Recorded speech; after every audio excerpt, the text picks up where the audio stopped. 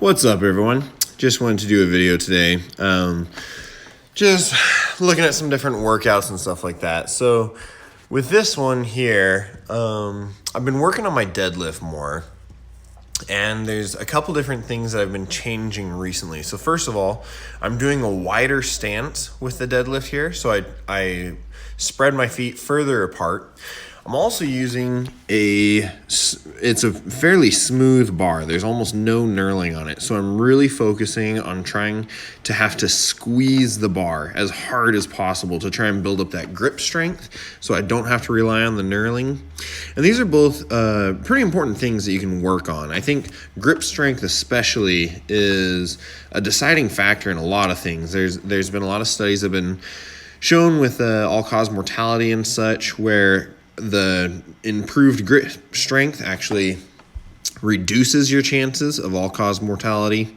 Obviously, once you're getting over 100 pounds or more of pressure, then it doesn't really apply as much. But this is something that can be very important to make sure that you're doing resistance training, trying to strengthen that grip, strengthen that function to help the muscles and just help the body function more completely. So then to balance out that workout, it's good to not only do double leg stance, but also a split stance. So I do either a Bulgarian split squat with dumbbells, or I can do it here with the deadlift machine. And this is really important to try and help your legs be able to work independently. So you want it to be where you're not super stable with both down but knocked over easily when you're on only one. Because if you think about it, every time you take a step, you're actually balancing on one leg. And so if those muscles are weak there, and so you're imbalanced, you're not able to support your weight properly, it ends up putting a lot more stress on the joints, on the ligaments, etc. So you want to really focus on strengthening muscles in different patterns, not just doing the same thing over and over. And one reason I really love the Bulgarian split squat, doing this or this version of it, this variation of it, is it really helps it helps force your legs to work independently like that. And so the one in the back can still do some work. The one in the front can do some work, but it's a different focus for each of them. So I really like that. And then, of course, I always like to do some calf raises on there.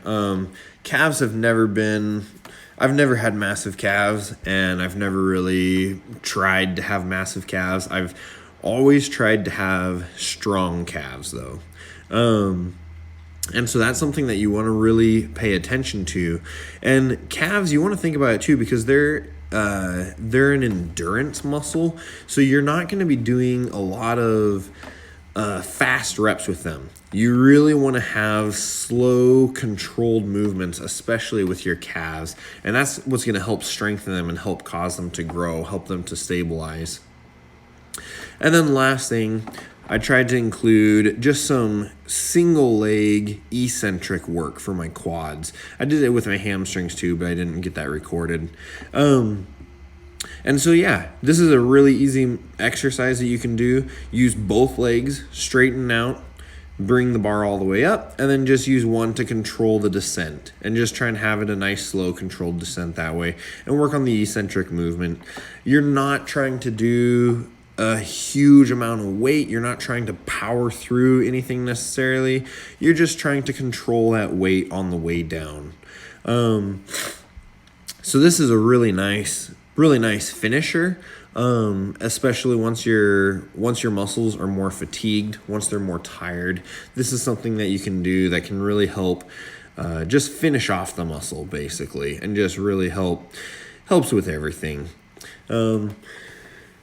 Yeah, generally, especially if you've had a knee replacement or something like that, or had some sort of knee issues, I would not recommend using this machine, just because the pressure that it applies is so far out on the limb. It it causes a lot of pressure at the knee, which can be uncomfortable and can cause some problems. So just be careful if you're doing any machines like this. Usually I would say that I prefer free weights, but that's just my opinion. So anyways, thanks and have a good day.